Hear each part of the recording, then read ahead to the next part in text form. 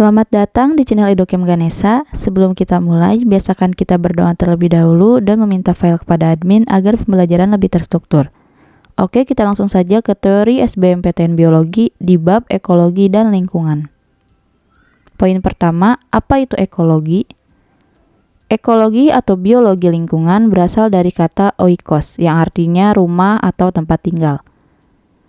Lalu, logos adalah ilmu yang khusus mempelajari interaksi antara makhluk hidup dengan lingkungannya. Lalu poin selanjutnya adalah konsep lingkungan. Konsep lingkungan ini dibagi menjadi dua, ada lingkungan biotik dan lingkungan abiotik. Untuk lingkungan biotik, yang pertama adalah produsen atau autotrof yang mampu memperoleh makanannya sendiri lewat proses asimilasi, C dan N. Lalu yang kedua ada konsumen satu yang didominasi oleh hewan herbivora. Yang kedua ada konsumen dua yang didominasi oleh hewan karnivora. Yang keempat ada konsumen tiga yang didominasi oleh hewan omnivora. Dan yang kelima adalah pengurai dari zat organik menjadi zat anorganik. Untuk yang belum mengetahui apa itu hewan herbivora, karnivora, dan omnivora, jadi, untuk hewan herbivora itu adalah hewan pemakan buah-buahan dan rumput. Lalu, hewan karnivora adalah hewan pemakan daging. Dan hewan omnivora adalah hewan pemakan segala, pemakan rumput maupun pemakan daging. Untuk lebih jelasnya akan saya jelaskan di bab selanjutnya. Oke, kita ke lingkungan yang abiotik. Jadi, yang pertama ada senyawa organik yang berupa protein, daun, dan lemak. Lalu yang kedua ada senyawa anorganik yang berupa air, oksigen, dan CO2. Dan yang ketiga ada komponen iklim dan cuaca yang meliputi suhu, tekanan udara, kelembapan, angin, salinitas, dan turbiditas. Selanjutnya adalah organisasi biotik. Organisasi biotik ini meliputi 5 poin. Yang pertama ada individu, yaitu makhluk tunggal. Yang kedua ada populasi, yaitu kumpulan individu sejenis dalam satu spesies. Yang ketiga ada komunitas, yaitu kumpulan dari populasi. Yang keempat ada ekosistem, yaitu kumpulan komunitas plus fisik. Dan yang kelima ada ekosfer, yaitu kumpulan ekosistem yang ada di muka bumi. Selanjutnya ada konsep biosfer. Biosfer ini adalah tempat tinggal makhluk hidup di muka bumi yang meliputi daratan, air tawar, laut, dan air payau. Lalu yang pertama ada habitat darat. Di samping udara dan tanah, iklim juga berpengaruh dalam menentukan jenis-jenis makhluk hidup yang tinggal di dalamnya. Sesuai dengan garis lintang dan ketinggiannya, maka terbentuklah suatu daerah habitat yang luas disebut bioma. Bioma ini terbagi menjadi 6. Ada bioma padang pasir, bioma padang rumput, bioma hutan tropis, bioma hutan musim, bioma taiga, dan bioma tundra. Selanjutnya di habitat air tawar. Habitat air tawar ini sering dimasukkan dalam perairan pedalaman yang terbagi menjadi perairan mengalir atau lotik dan perairan tenang atau lentik. Ciri habitat air tawar adalah 1. Adanya aliran air meskipun terlihat tenang. 2. Kadar garam atau salinitasnya rendah dari organisme darat. Secara fisis dan biologis, habitat air tawar ini merupakan peralihan antara habitat air asin dan habitat darat. Lalu selanjutnya ada habitat air payau. Habitat air payau ini meliputi daerah estuari. 1. Merupakan daerah perairan yang setengah tertutup. 2. Letaknya di pinggir daratan atau muara sungai. 3. Terpengaruh oleh pasang surutnya air laut. 4. Sifat airnya payau atau tidak tawar atau asin. 5. Biasanya terbentuk corong sungai yang masuk ke laut, teluk laut, dan rawa pasang surut. Dan yang keenam, kesadahan di wilayah ini cukup tinggi. Selanjutnya ada habitat air laut. Ciri-ciri dari habitat air laut itu, yang pertama, laut merupakan badan perairan terbuka. 2. Kadar mineralnya cukup tinggi. Dan yang ketiga, ion yang terbanyak di laut adalah Cl mencapai 55%. Kadar garam di laut berbeda-beda tergantung wilayahnya. Kadar garam tertinggi di laut merah yaitu 4%, sedangkan yang terendah di laut Baltik sebanyak 0,7%.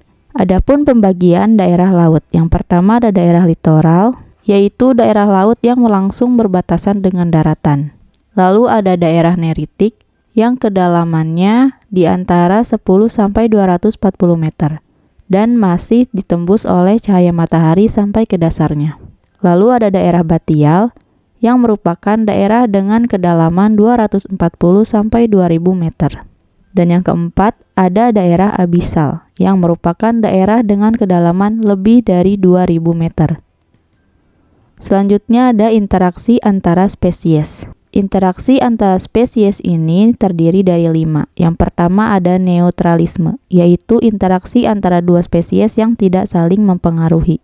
Yang kedua ada kompetisi, yaitu persaingan antara individu atau spesies untuk memperebutkan materi yang sama. Yang ketiga ada kooperasi, yaitu interaksi antara dua spesies yang keduanya memperoleh keuntungan, tetapi dalam hidupnya kedua spesies tidak bergantung satu sama lainnya. Yang keempat adalah predasi, yaitu sifat dari suatu spesies yang menyerang spesies lainnya dan memangsanya. Dan yang kelima adalah simbiosis, yaitu kehidupan yang berdampingan untuk suatu keperluan yang sama. Simbiosis ini terdiri dari 3. Yang pertama ada simbiosis mutualisme, yaitu jika spesies yang berdampingan saling menguntungkan. Yang kedua ada simbiosis komensalisme, di mana apabila dua spesies yang saling berdampingan tidak dirugikan dan tidak diuntungkan. Dan yang ketiga ada simbiosis helotisme, yaitu jika spesies yang satu merasa berdampingan dan ini dapat menimbulkan masalah baru. Helotisme ini meliputi parasit, obligat, setengah parasit, dan hiperparasit. Selanjutnya adalah masalah kependudukan. Yang pertama ada natalis atau kelahiran, yaitu angka yang menunjukkan berapa jumlah kelahiran per 1000 penduduk per tahun. Rumusnya adalah natalis sama dengan B per P dikali K. B itu adalah jumlah bayi lahir, P itu adalah jumlah penduduk, dan K adalah konstanta yang nilainya 1000. Adapun faktor dari kelahiran. Yang pertama ada pronatalitas. Di sini anggapan banyak anak, banyak rezeki, dan anggapan anak laki-laki lebih berharga dari perempuan. Yang kedua ada antinatalitas. Yang pertama, keluarga berencana. 2, menunda usia pernikahan. Dan yang ketiga, Undang-Undang Perkawinan Nomor 1 Tahun 1974. Selanjutnya ada mortalitas, yaitu kematian, yaitu angka yang menunjukkan berapa jumlah kematian per 1000 penduduk per tahun. Rumusnya adalah mortalitas sama dengan D per P dikali K, di mana D itu adalah jumlah kematian, P itu adalah jumlah penduduk, dan K adalah konstanta yang nilainya 1000. Lalu ada faktor kematian. Yang pertama ada promortalitas yang terdiri dari bencana alam, epidemi penyakit, perang saudara, dan kriminalitas.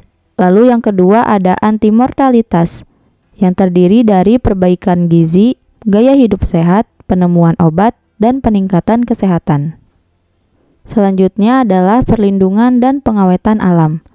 Di sini, alam lingkungan yang perlu dilindungi yang pertama adalah tumbuhan-tumbuhan langka, seperti Rafflesia, beringin putih, sawo kecik, kayu tumbuh-tumbuhan langka, kayu hitam, anggrek hitam, kantil, dan kasturi. Lalu yang kedua adalah satwa langka, seperti badak, banteng, dan kancil. Lalu yang ketiga adalah lahan pertanian subur. Yang keempat adalah suku terasing seperti suku Asmat, suku Baduy, dan lainnya. Lalu keindahan alam seperti Ngarai Sianok, Tanah Lot, dan lainnya. Lalu yang terakhir adalah aneka tambang dan mineral.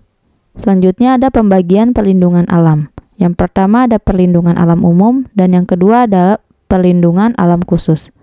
Untuk perlindungan alam umum, yang pertama itu adalah perlindungan alam ketat.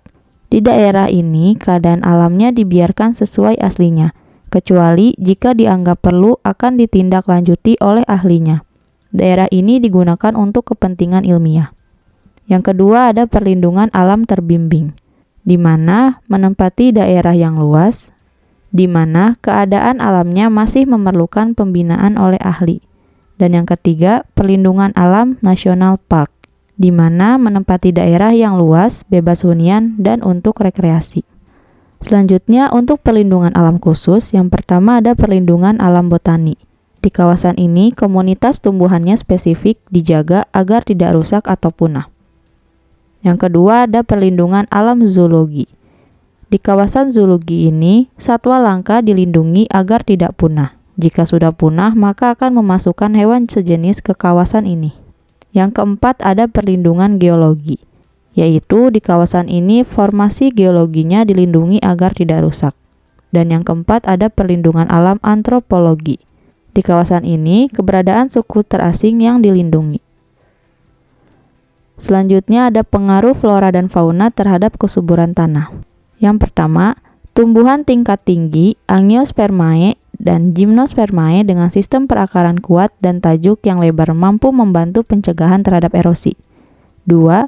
Mayoritas anggota alga biru dan listenes dianggap sebagai vegetasi perintis yang mampu melapukan batuan gunung menjadi tanah subur yang bisa dihuni vegetasi lain. Ketiga, bakteri dan jamur mampu merombak bahan organik pada tumbuhan mati menjadi bahan anorganik yang diperlukan oleh tumbuhan untuk hidup.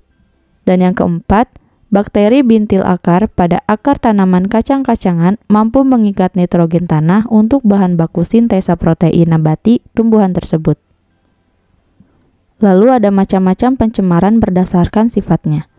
Yang pertama ada pencemaran kimiawi, yang meliputi polutan organik seperti protein, lemak, selulase, dan minyak. Lalu ada polutan anorganik seperti karbon, sulfat, kadmium, perak, dan air raksa. Yang kedua ada pencemaran fisik yang meliputi padatan seperti sampah anorganik. Lalu ada limbah rumah tangga cairan seperti air cucian dan limbah industri. Lalu yang terakhir ada gas seperti asap knalpot otomotif dan asap pabrik. Yang ketiga ada pencemaran biologis yang meliputi disebabkan oleh mikroorganisme seperti bakteri, jamur, protozoa, cacing patogen, dan serangga. Dan yang terakhir adalah pencemaran sosial kultur budaya seperti gelandangan, pengangguran, arus urbanisasi, pencurian, perampokan, sara, dan tidak lainnya. Oke, sekian pembahasan teori SBMPTN Biologi di bab ekologi dan lingkungan. Jangan lupa subscribe, komen, dan like jika video ini bermanfaat. Teman-teman share sebanyak-banyaknya ya. Sampai jumpa di video selanjutnya.